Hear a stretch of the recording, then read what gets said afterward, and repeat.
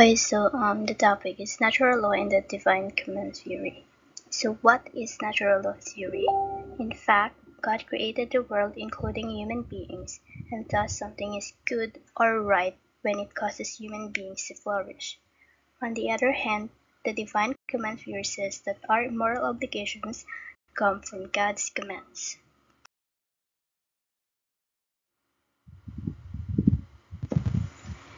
In natural law, it states that there are universal moral standards that are seen across periods and societies because these standards form the basis of just society.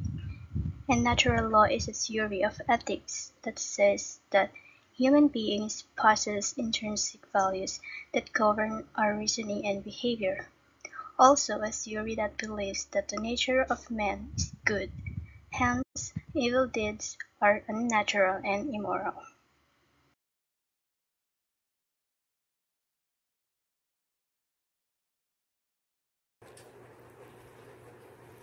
Who is Saint Thomas Aquinas? Thomas Aquinas in 1225-1274, also known as the Angelic Doctor. He was intellectual and religious revolutionary living at a time of a great philosophical, theological, and scientific development. He was a member of Dominican Friars, which at that time was considered to be a cult. In a nutshell, Aquinas wanted to move away from Plato's thinking, which was hugely influential at that time, and instead introduce Aristotelian idea to science, nature, and theology.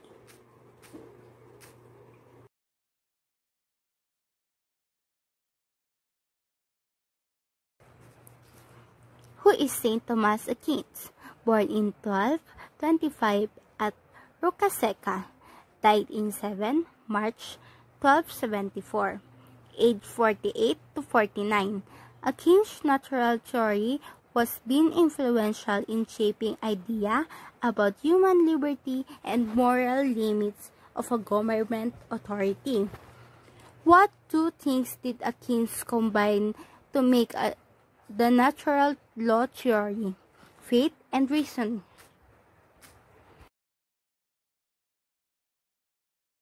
Saint Thomas Aquinas believed that God involved everyone with the right to scope of knowledge, of fully tackle of life, and understand our nature. Thus humans are morally obligated to use their reasoning, to discern the laws, and to act the conformity with them.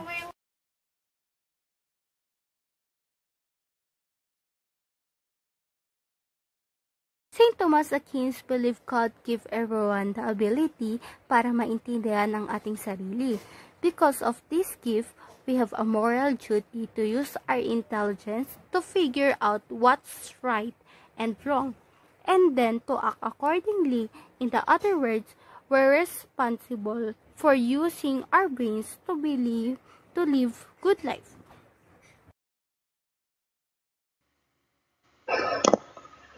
These are the basic human drives. The life. As humans, we avoid dangerous situations. We have the drive to sustain the life and to procreate for self-preservation. Therefore, we should see life as a whole and should be free from pain.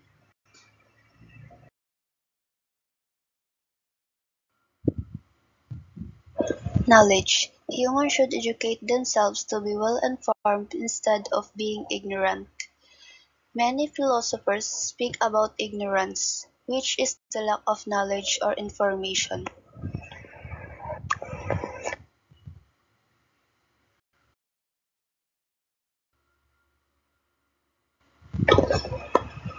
Sociability or friendship, helping a friend solely to help a friend, not out of self-interest.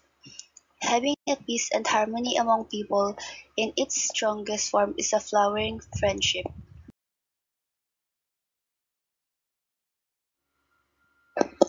Play. Humans should enjoy creation. For instance, we should enjoy the concert for no other reason than the concert itself. Having fun and enjoying it all.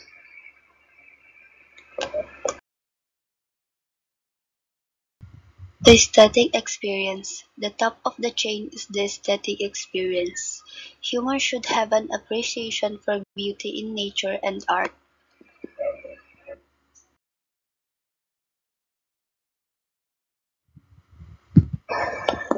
Practical reasonableness. A natural law is nothing more than what practical reason dictates that positive laws are to be abided by. Lastly, the religion. Humans should concern themselves with individual interests that transcend their concerns. According to Aquinas, we should all seek God, but it is not limited to the meaning of religion in its purest form, according to the natural law theory.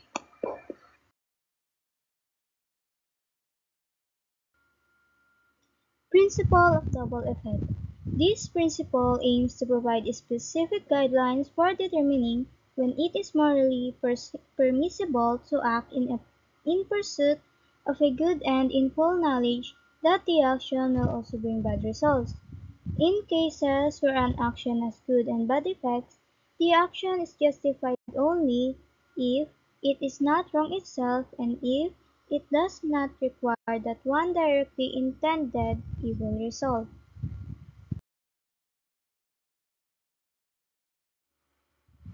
A example of principle of double effect is a doctor administer a strong dosage of painkiller to a terminally ill patient to relieve its intense suffering. Now the good effect is the medication relieve the intense suffering of the patient and improve its mood. Now the bad effect is the medication that the doctor administer may hasten the patient's death, though this is not the expected outcome of the doctor. Divine command theory. He is also called Saint Augustine of Hippo. Augustine's ethics propose that loving God enables humans to orient their loves, leading to happiness and fulfillment properly. His ethics is teleological, aiming at the supreme good union with God and rooted in a form of divine command theory. Includes the claim that morality is ultimately based on the commands or character of God, and that the morally right action is the one that God commands or requires. Our moral obligation come from God's commands. Divine command theory.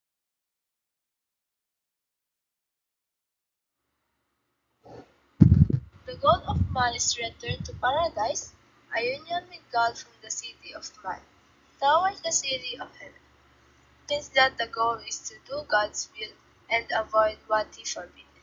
So ang ibig sabihin nito is, ang paggawa natin ng tama at mali ay laging nakabatay sa utos ng Diyos. Kaya kung layunin man natin o ng isang tao na makabalik sa Diyos o sa langit, kailangan natin gumawa ng mabuti.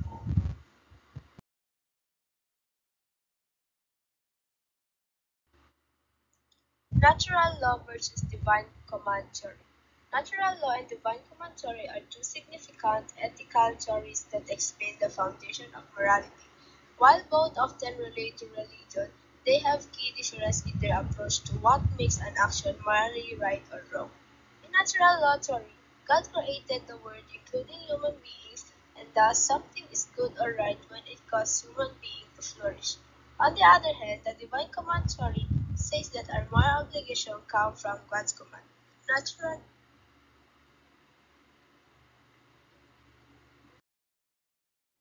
law ay nakabatay sa paggawa ng isang bagay na nagkakabuti ng nakakarami na tao at kanilang pamumuhay ng maayos.